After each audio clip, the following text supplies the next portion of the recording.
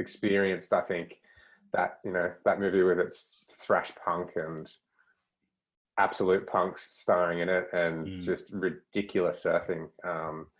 I feel like every section in that movie had something going for it that you would just watch and be like, oh my God, this is just the most insane thing I've ever seen. I think the highlights to me, obviously there's that one section with Chris Ward. It's shot over a week. Yeah, shot over a week in October. 95, I think it was. And he was, what, 15? 15 or 16, yeah, 16. And you look at, maybe 16, you look at that surfing right now and you're like, that would still be near the peak of what's happening in the surfing world right now, I think. The power he had, he's a real tall kid. And so he was really able to just throw his weight around at a young age. And then he's riding, mayhems that were shorter too than a lot of other people were riding at the time. And oh my God, like so knifey. Yeah. Fuck, I know. It's crazy. Particularly love the power chop ups that go down in that movie. I feel like they're completely, they got lost for a while there. I think the surfing world sort of really turned its nose up at the chop up, but I got a feeling like it's going to start coming back. And the chop up at the end of the wave or in the foamy, once you've finished, that's whatever. But when you get these ones that are actually like down the face into a transition, back up into a powerful turn, I reckon they're fucking sick. To me, the future is like Mason Ho surfing. Yeah.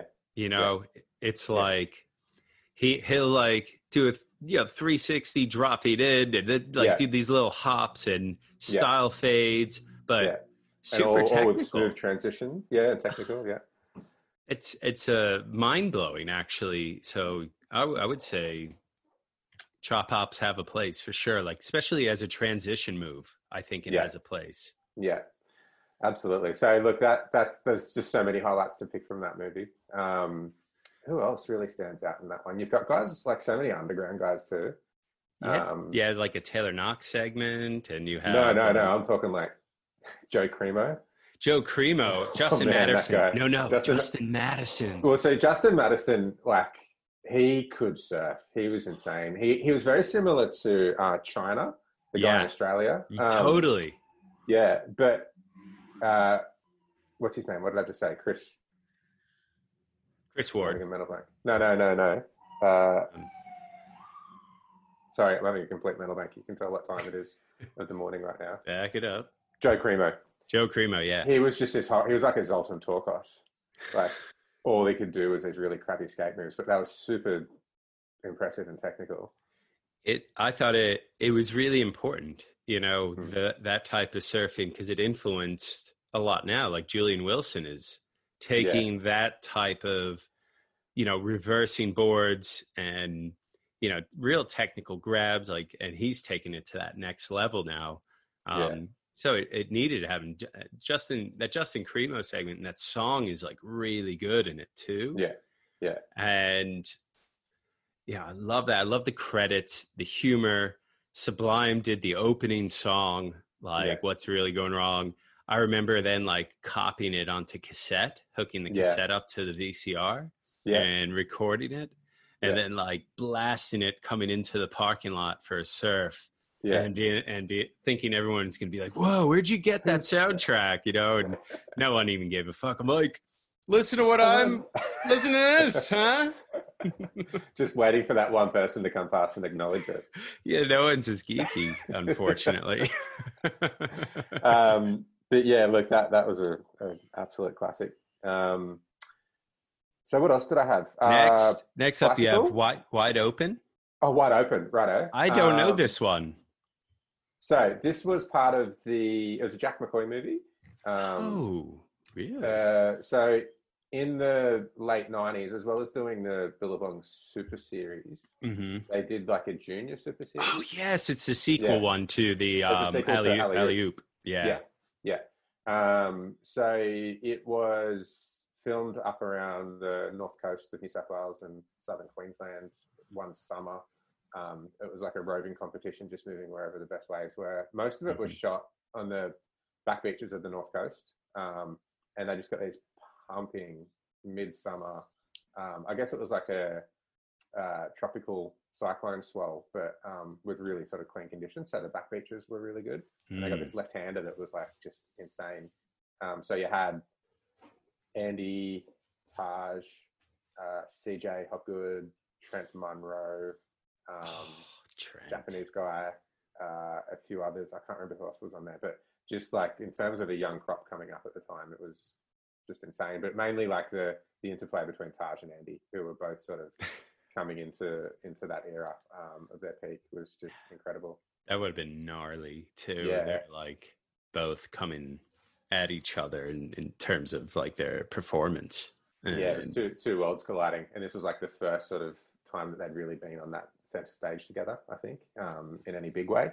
Yeah. But again, like just there's a few particular tracks in that movie that I could switch on and just get so amped up on. And there was one where it was actually like a muck around day, and they were surfing in sort of a 1 to 2 foot back beach on a bunch of different little boards and just doing all sorts of little spins and airs and that type of thing, and just really new sort of stuff that I hadn't seen before. So it was always a really good pump up movie to put on before going for a surf. Always good.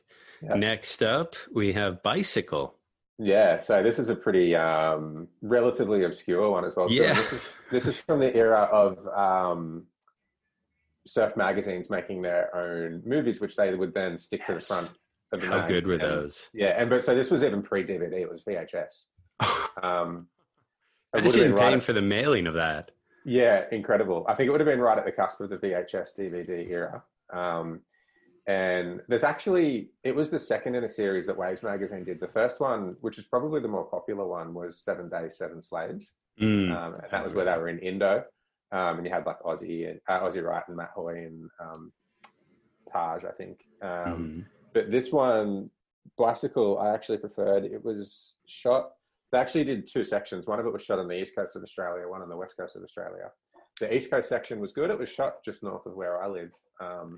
Had Rob Machado and a couple of others, but it was actually the west coast crew. So you had Parko, I think Taj was on it too, James Caddo. And that was sort of when they were all sort of, 17, 18, still very high performance aerial surfers at the time. And Parko in particular was just unleashing with these massive airs that hadn't really been seen at that height and technicality before. And there was one in particular that he did. Well, actually, there was a couple. There was one giant alley-oop that he landed, which supposedly wasn't even captured on film. They were saying it was like the biggest air that had ever been seen at the time. But the very next wave, he went out and did an air reverse, which was almost as high, and that one got captured. And that in itself was like 8 to 10 foot high. But there was a couple of other ones he would do too, which were these really sort of technical little air reverses, and he just seemed to have the board on a piece of string. And I remember at the time, I used to have an old skateboard deck, which I would go out on the backyard trampoline on. Oh, you're doing the Timmy Curran thing, huh? Yeah, exactly. Yeah. So I had this one Parko style air reverse that I used to just practice all the time. I remember I even had, I like obviously I'd taken the trucks and the wheels off, and I'd got old shoelaces and tied them through the holes in the truck holes. So they were my straps. So it's just this cool backyard job. But just the classic sort of stuff you do when you're that age. Getting all layered on me here. Yeah. Straps. Yeah. So young Kyle Lenny. I gotta ask, I was just thinking this, like, do you feel that the performance in surfing now is as great a leap from, like, say, 2000 as, say, 1980 to 2000? I say this thing all the time. So if you take away aerial surfing, because I do think it has progressed a lot, even in the last 10 to 15 years, like the height and the consistency and the technicality, I think it's gone a long way. However, if you look at below the lip surfing, if you compare the best surfing from, say, like 1994 to now, for the top guys at least, I don't think there's that much difference. I think if you get down sort of to the lower levels, there is. But if you compare the top surfing from 1993 to the top surfing from 1983, it's like different worlds. Totally. It's like, whoa, like there was such a huge performance leap in that time period. Yeah. The thruster did so much for people surfing. Yeah. And the refinement, it's so fascinating. And you look, and I'm always like, it doesn't feel that different. Like 2000, looking at that to me doesn't seem like Trent Monroe, those, Pulse Instagram clips with Trent Monroe doing turns that you just you don't even see guys doing today, just burying the board completely.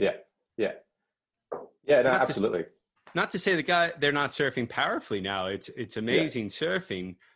What I think has happened also is maybe we've reached a certain peak, and that now it's just refinement. And also sort of extrapolating it into bigger waves too. So, totally. Yeah. But yeah, completely. I think that gap, when you compare it to the leap previous, there's been very little below the lip.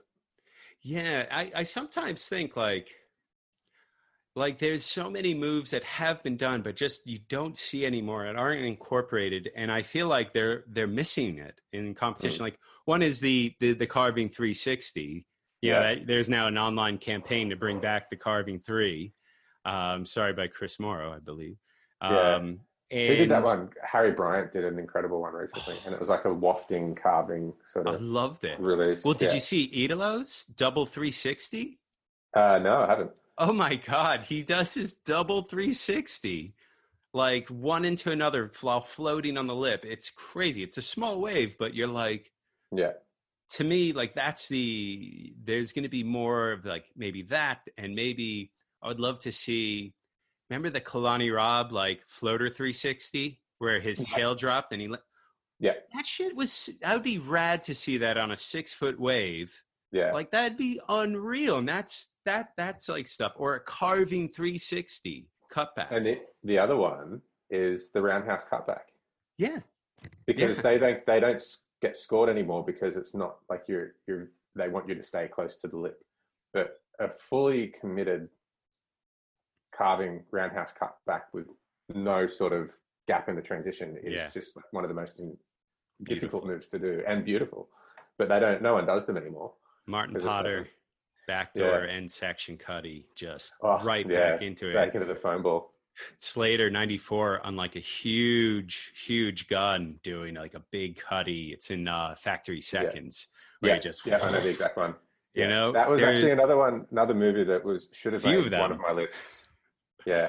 Well, let's move on to the next one is Magnaplasm. Volcom's just, oh my God, I love that. How good is it? Yeah. So good. The Volcom just dominated. Era, wasn't it? Yeah. What's that? Runman. So Runman was the guy behind, the director behind. So there was Magnaplasm. What were the other few that came out? He was part of it, but he wasn't the main. It was I'm forgetting his name now. I just like saw him on Instagram. He reminds me of like the surfing version of Rick Rubin almost. Like he has like a beard and kind of bald up top, but he's done all the Volcom movies, and he's like pretty fucking amazing. And then Troy Eckert had the art direction on that too. Okay. Who is insane. Yeah, incredible movie, but there's one particular section which, in terms of amp ups for me, and that was Aussie Riot section. Oh. And it was the track was Bear Witness by Dr. Octagon. And just real sort of, that explosive, fun Aussie surfing that only he can do. And it was always such a good amp up track. But there was also some really good stuff on that movie from Bruce and Gavin Basham. Wasn't the Bruce segment, I believe, with the Ween song? You killed my brother. At Lance's. And he gets that one insane barrel. It's just like, how did he do that? I think it's about an 8 or 9 second barrel. It's beautifully shot on all sorts of Kodak film. Yeah. That they spared no expense. And I mean, Stony. You seen Stony Baloney, right? No. First one. Oh, that's like their first surf film, and it's fucking dope. It's so good, and it's like Gavin Basham is the star. It was like when Gavin Basham was like, it was right when Volcom really started, so they didn't have like the best surfers, but they had amazing surfers. And Gavin Basham, and you had Sean Slater in it. You had like What? Kelly Longboard? Slater's Was he Kelly longboarding? Slater's no Kelly Slater's older brother.